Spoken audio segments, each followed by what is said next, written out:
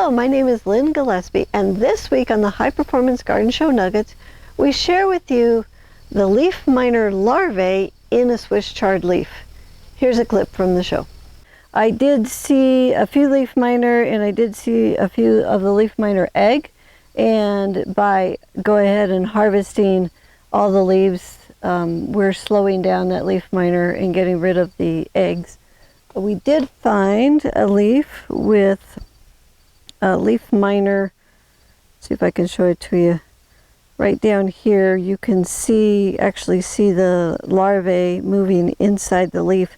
It's a pretty smart bug because it mines in between the top and the bottom layer, so the sprays and stuff don't really get to the larvae and take it out.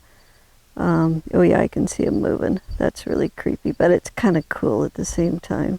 This clip is from the High Performance Garden Show Year 8, Week 21.